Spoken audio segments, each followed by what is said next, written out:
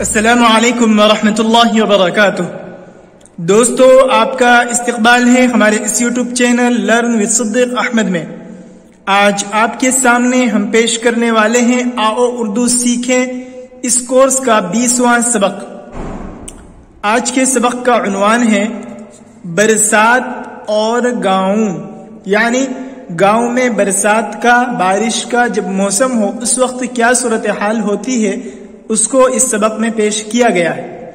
جیسا کہ آپ کو معلوم ہے کہ یہ چینل اردو زبان و ادب کو فروغ دینے کے لیے بنایا گیا ہے، جس میں اردو زبان سے متعلق مواد فراہم کیے جاتے ہیں، ساتھ ہی اردو زبان سے اور ادب سے متعلق رہنمائی بھی کی جاتی ہے، جن کی مدد سے آپ اردو زبان میں مہارت حاصل کر سکتے ہیں۔ تو آئیے چلتے ہیں سبق کی طرف۔ برسات اور گاؤں۔ برسات یعنی بارش، گاؤں یعنی بستی، قریہ۔ کئی دن سے آسمان نظر نہیں آیا۔ کئی دن سے آسمان نظر نہیں آیا یعنی بادل چھایا ہوا ہے۔ نہ بادل پھٹا، نہ بادل پھٹا۔ نہ دھوپ چمکی، نہ دھوپ چمکی۔ پروا ہوا لہک رہی ہے، پروا ہوا لہک رہی ہے۔ بادل پھٹنا یعنی بارش وغیرہ خوب جم کر ہونا، دھوپ چمکنا یعنی دھوپ کا نکلنا، سورج کا روشن ہونا، نکلنا۔ پروا ہوا یہ پورب کی ہوا کو کہتے ہیں، اسی کو باد صبا، باد مشرق بھی کہتے ہیں۔ لہکنا یعنی جھومنا، چہکنا، چہچہانا۔ بادلوں کے دل چلے آتے ہیں، بادلوں کے دل چلے آتے ہیں۔ دل اس کے معنی جماعت، گروہ۔ اندھیرا سا ہو جاتا ہے، اندھیرا سا ہو جاتا ہے یعنی اندھیرا چھا جاتا ہے۔ گھنگھور گھٹا، گھنگھور گھٹا یعنی کالا اور ڈراؤنی آواز والا بادل۔ گھنگھور گھٹا چاروں طرف چھائی ہوئی ہے، گھنگھور گھٹا چاروں طرف چھائی ہوئی ہے۔ کیا چھم چھم مین برس رہا ہے، چھما چھم اس کے یہ ایک بارش کے گرنے کی آواز کو کہتے ہیں، مین یعنی بارش۔ کیا چھما چھم مین برس رہا ہے۔ کبھی موسلا دھار ہے، کبھی موسلا دھار ہے۔ موسلا دھار یعنی زور سے دیر تک برسنے والی بارش۔ کبھی ننھی ننھی پھوار ہے، ننھی ننھی یعنی چھوٹی چھوٹی، ننھی ننھی بوندے۔ فوار یعنی اس کے معنی آتے ہیں فوارہ، یعنی ہلکی ہلکی جو بارش ہوتی ہے اسے کہتے ہیں ننھی ننھی پھوار۔ کبھی ننھی ننھی پھوار ہے۔ جنگل میں پانی پانی نظر آتا ہے یعنی بہت زیادہ بارش ہوتی ہے، اس کو اس وقت کہتے ہیں پانی پانی ہو گیا۔ یا سبزہ لہلہاتا ہے، لہلہانا یعنی جھومنا، ہوا سے ہلنا۔ سبزہ یعنی ہریالی، ہرے بھرے درخت۔ یا سبزہ لہلہاتا ہے۔ تال تلیاں، تال اس کے معنی تالاب، اور تلیاں اس کے معنی بھی آتے ہیں چھوٹا تالاب۔ جھیلیں، جھیلیں اس کے معنی آتے ہیں پانی کا وہ چھوٹا سا ٹکڑا، جھیل جو چاروں طرف سے خشکی سے گھیرا ہوا ہو اور اس میں پانی کے سوتے ہوں۔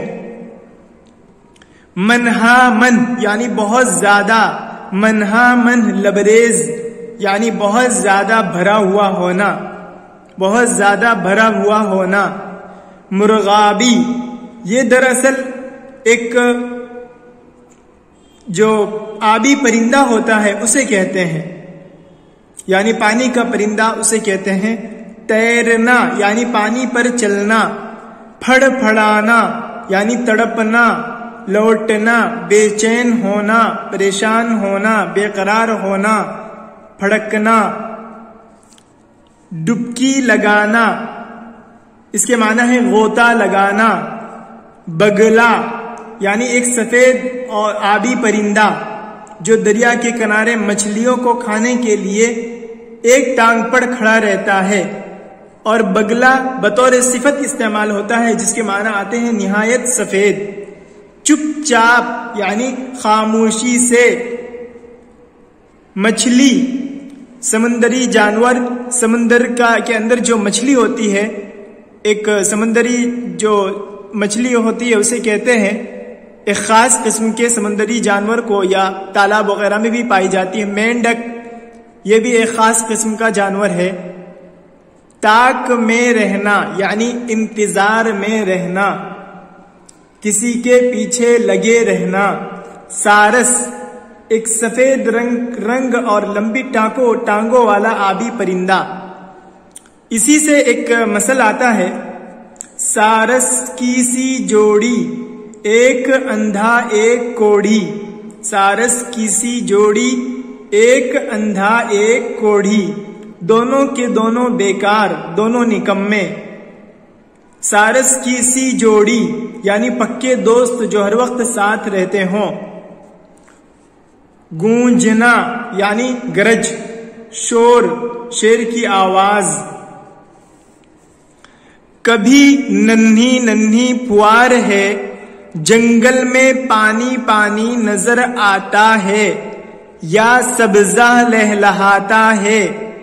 تال تلیاں جھیلیں منہا من لبریز ہیں، مرغابیاں تیر رہی ہیں.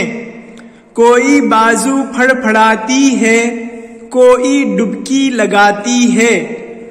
بگلا چپ چاپ پر سمیٹے مچھلی یا مینڈک کی تاک میں کھڑا ہے.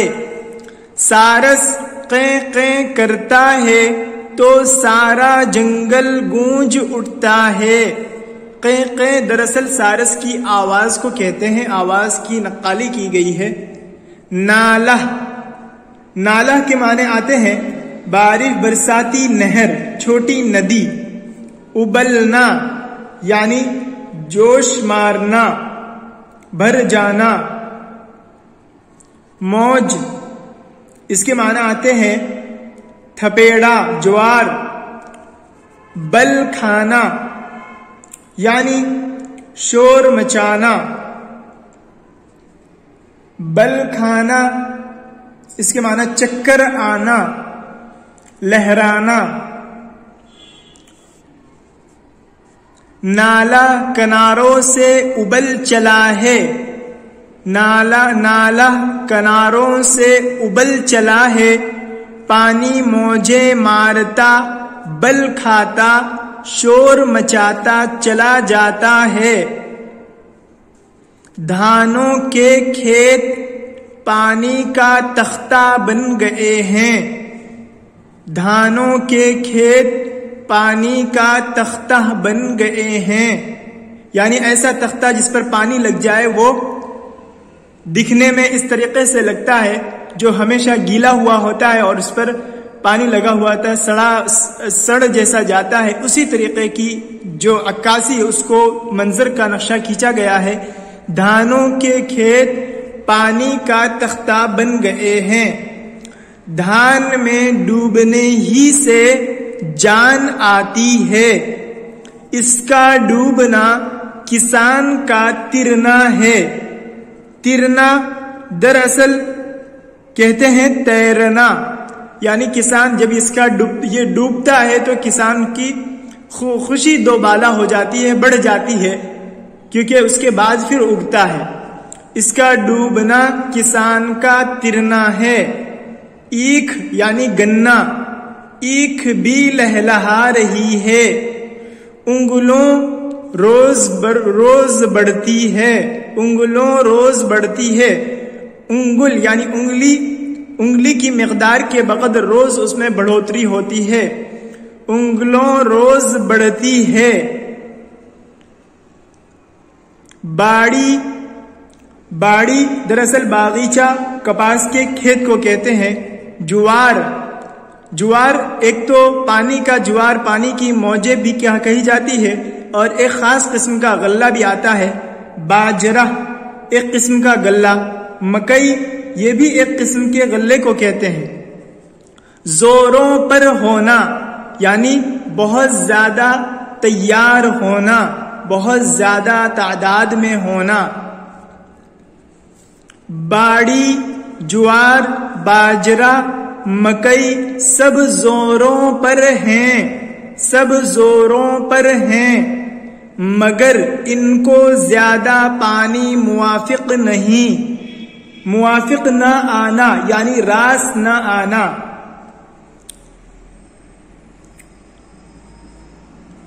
انگلوں روز بڑھتی ہے یعنی انگلی کی مقدار کے بقدر بڑھتی ہے۔ باڑی، جوار، باجرہ، مکئی سب زوروں پر ہے، مگر ان کو زیادہ پانی موافق نہیں۔ اسی واسطے کسان نے کھیت کی مینڈ کاٹ کر پانی کے نکاس کا رستہ بنا دیا ہے۔ مینڈ دراصل باڑ کو کہتے ہیں۔ کھیت کے ارد گرد جو آڑی بنائی جاتی ہے یا مٹی سے تھوڑی سی مٹی جمع کر کے گھیرا جاتا ہے، اسے مینڈ کہتے ہیں، پانی روکنے کے لیے۔ نکاس یعنی نکلنے کا راستہ۔ اسی واسطے یعنی اسی لیے کسان نے کھیت کی مینڈ کاٹ کر پانی کے نکاس کا رستہ بنا دیا ہے۔ یہ گاؤں اور برسات کے موسم سے متعلق کچھ باتیں تھی جو آپ کے سامنے رکھی گئی، جس میں بہت سے الفاظ اور بہت سے محاورے استعمال ہوئے۔ ان کو آپ سامنے رکھ کر اردو زبان پڑھنا بھی سیکھ سکتے ہیں، اور اس طرح لکھ کر لکھنے کی بھی مہارت حاصل ہو سکتی ہے، اور آپ تحریر و تقریر میں اس کا استعمال کر کے اردو زبان و ادب میں فروغ اور مہارت حاصل کر سکتے ہیں۔ امید ہے کہ آپ کو سبق سمجھ میں آیا ہوگا، اور آپ مشق کریں گے، اس کو تحریر و تقریر میں استعمال کریں گے، یوں اردو زبان میں آپ مکمل طور پر مہارت حاصل کر پائیں گے۔ اگر آپ ہمارے چینل پر نئے ہیں تو ہمارے چینل کو ضرور سبسکرائب کریں، اور جو لوگ ضرورت مند ہیں ان تک ہماری ویڈیو کو ضرور پہنچائیں۔ السلام علیکم ورحمۃ اللہ وبرکاتہ۔